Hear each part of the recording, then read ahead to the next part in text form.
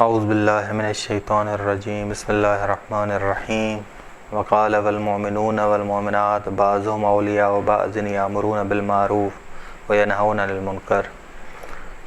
گفتگو جاری تھی خطبہ منع کی شرح کے حوالے سے کہ امام حسین علیہ السلام نے فرمایا کہ مومن اور مومنات ایک دوسرے پہ ولایت رکھتے ہیں اور ایک دوسرے کو نیکی کا حکم دیتے ہیں، برائی سے روکتے ہیں۔ بس خداوند عالم نے یہ فریضہ قرار دیا ہے، امر بالمعروف اور نہی عن المنکر۔ بس خطرہ جاہلیت کا خطرہ یہ نظر آ رہا ہے کہ امر بالمعروف اور نہی عن المنکر ختم کیا گیا ہے۔ جاہلیت ایک نئے لبادے میں آئی، دینی لبادے میں، کہ لوگ پڑھ رہے ہیں نماز، لوگ حج ادا کر رہے ہیں، لیکن امر بالمعروف اور نہی عن المنکر کے بغیر۔ بس فریضۃ لعلمہ، فریضہ جو امر بالمعروف اور نہی عن المنکر ہے اسے رد کیا گیا ہے، اسے ختم کیا گیا ہے۔ امام فرماتے ہیں بِأَنَّهَا أُدِّيَتْ وَأُقِيمَتْ وَاسْتَقَامَتِ الْفَرَائِض، اگر اس فریضے پہ عمل کیا جائے، امر بالمعروف اور نہی عن المنکر کے فریضے پہ عمل کیا جائے تو دیگر فرائض بھی ادا ہوتے ہیں۔ اگر امر بالمعروف اور نہی عن المنکر کے فریضے پہ عمل نہ کیا جائے تو دیگر فرائض بھی ادا نہیں ہوتے۔ اہم ترین نقطہ وَذَلِكَ أَنَّ الْأَمْرَ بِالْمَعْرُوفِ وَالنَّهْيَ عَنِ الْمُنكَرِ، اور یہ جو فریضہ ہے امر بالمعروف اور نہی عن المنکر، یہ ہے کہ حاکم لوگ حکومت عادلانہ تقسیم کرتی ہے، حکومت عادلانہ تقسیم کرتی ہے۔ یہ دین اسلام کی دعوت ہے، دین اسلام کی دعوت ہے۔ اس سے ظلم کی مخالفت ہوتی ہے، امر بالمعروف اور مظالم سے دور ہوا جاتا ہے، ظلم کی مخالفت ہوتی ہے، امر بالمعروف اور نہی عن المنکر۔ بس امام اس وقت خواص کو یہ ارشاد فرما رہے ہیں، یہ خواص کو ارشاد فرما رہے ہیں کہ معاملہ نئی جاہلیت کی طرف جا رہا ہے۔ امر بالمعروف اور نہی، جو قرآنی اصول ہے اس سے لوگ دور ہو رہے ہیں، قرآنی اصل سے دور ہونا۔ بس ضروری ہے کہ تم لوگ جاگ جاؤ، تم لوگ بیدار ہو جاؤ اور قیام کرو، آواز اٹھاؤ، ٹھیک۔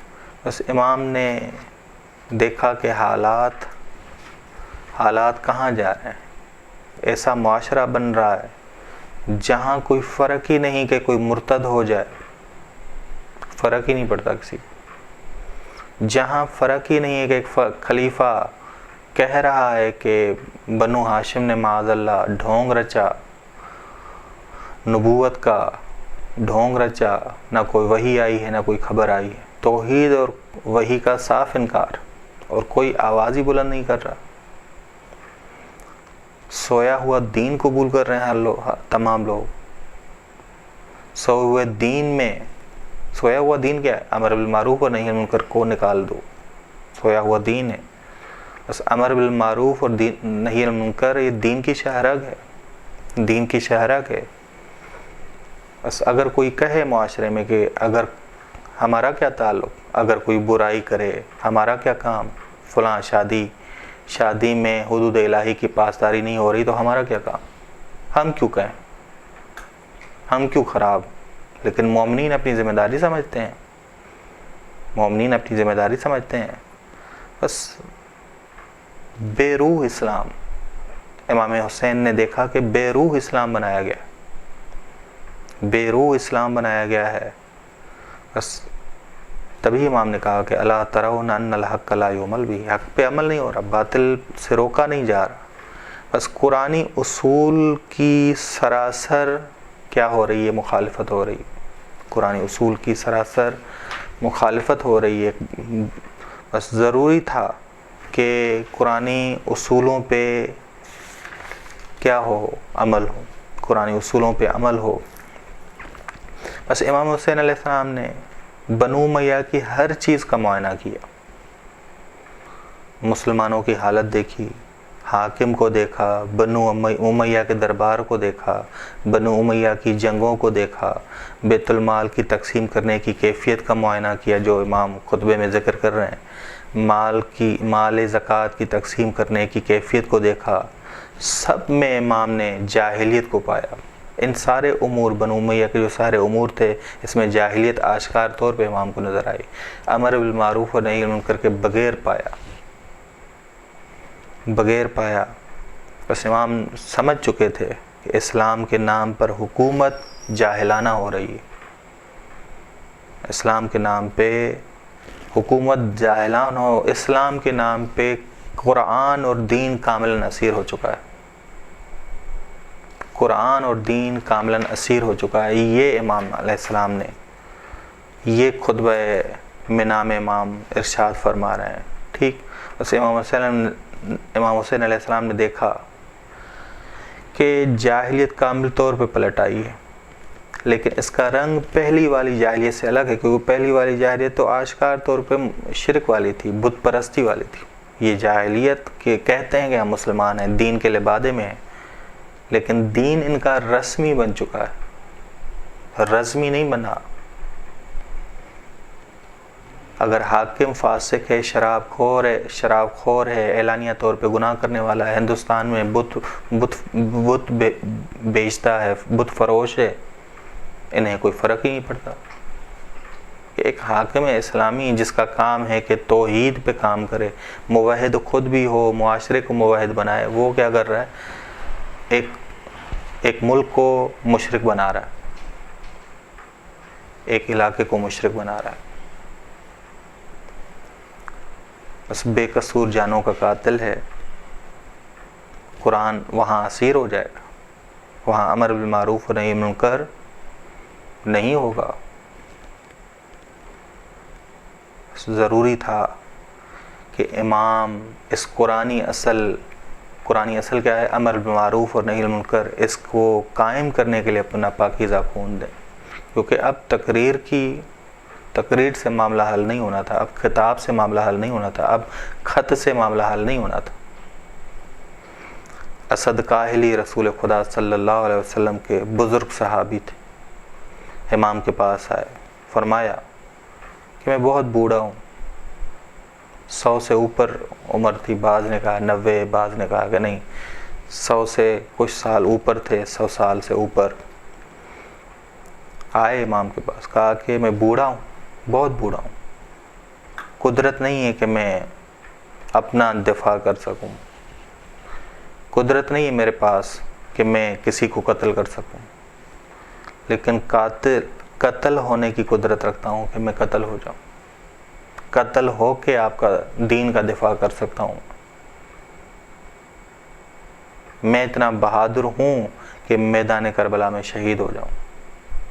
مجھے اجازت دیں، اپنا خون پیش کروں، میرا خون بے اثر نہیں ہوگا.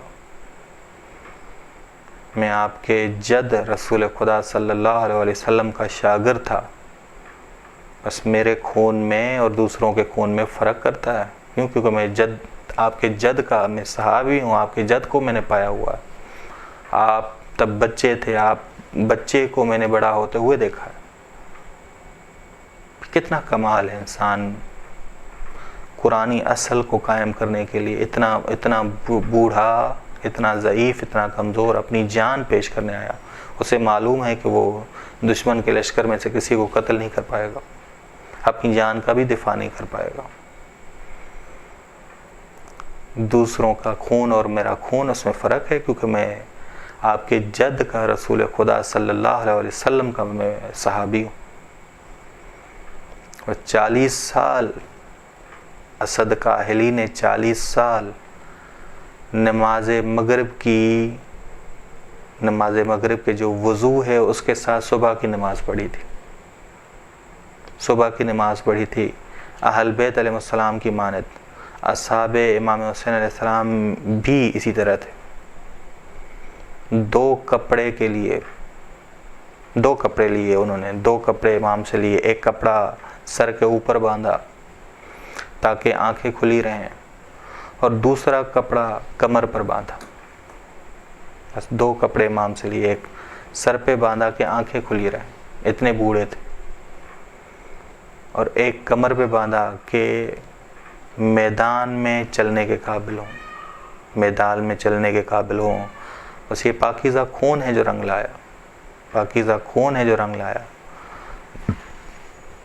اس میں شیرخوار بچے کی بھی قربانی ہے, اس میں ایک بوڑھے ضعیف کی قربانی ہے جو 100 سال سے عمر اس کی زیادہ ہے, اور وہ آیا ہے جس کی آنکھیں پوری طرح نہیں کھلتی. 2 کپڑے لیے امام سے, ایک کمر پہ باندھا ہے, ایک آنکھوں پہ باندھا ہے کہ آنکھیں پوری طرح کھل نہیں رہیں, تو آنکھوں کو کھول کے میدان میں جایا جائے.